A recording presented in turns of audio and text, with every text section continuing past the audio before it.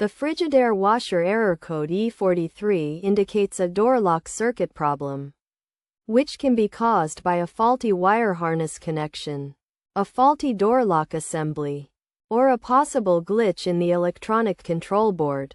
To fix this issue, start by inspecting the wire harness connection.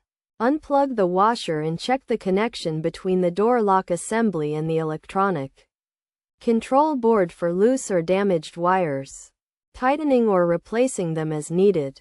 Next, inspect the door lock assembly itself for damage, wear and tear, or obstruction, removing any blockages and testing for continuity. If the assembly is damaged, replace it with a new one.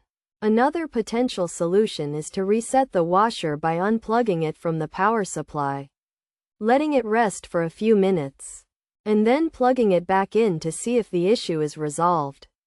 If none of these steps resolve the problem, it may be necessary to seek further guidance from a professional.